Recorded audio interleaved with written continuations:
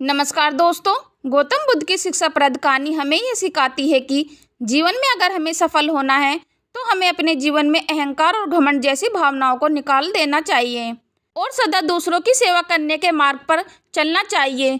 गौतम बुद्ध की सीख हमेशा हमें सही मार्ग दिखाती है और इन बातों का पालन कर कर हम अपने जीवन में दुख से मुक्ति पाकर जीवन में खुशी प्राप्त कर सकते हैं। गौतम बुद्ध एक बार एक गांव के पास से गुजर रहे होते हैं। तभी अचानक गौतम बुद्ध को प्यास लगी तो उन्होंने अपने एक शिष्य से कहा कि हम इस पेड़ के नीचे रुकते हैं, तुम जाकर गांव का जो तालाब है वहां से पानी भरकर इस घड़े में लेकर आ जाओ।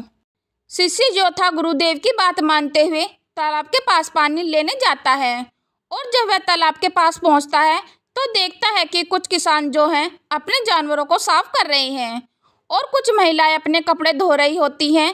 तभी वह समझ जाता है कि तालाब का पानी गंदा है और शिष्य को समझ में नहीं आया कि इतना गंदा पानी गुरुदेव के लिए लेकर कैसे जाऊं।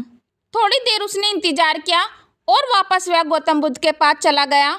उसने गौतम बुद्ध से कहा कि माफ़ी चाहता हूं गुरुदेव, मैं पानी लाना चाहता था लेकिन पानी इतना गंदा है कि मैं पानी भरकर ला नहीं पाया।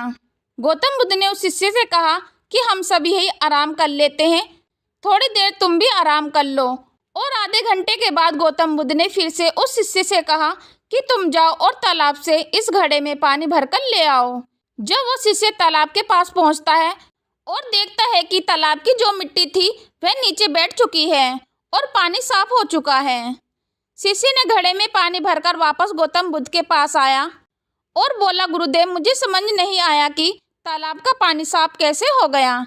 तभी गौतम बुद्ध ने शिष्य से कहा, ये बात मैं तुम्हें समझाना चाहता था कि जिस तरह तालाब का पानी आधे घंटे में साफ हो गया, ठीक ऐसा हमारा दिमाग है। दोस्तों, आशा करती हूँ कि आप सभी को मेरी स्टोरी पसंद आई होगी, तो वीडियो को लाइक, कमेंट और चैनल को सब्सक्राइब अवश्य कर दें।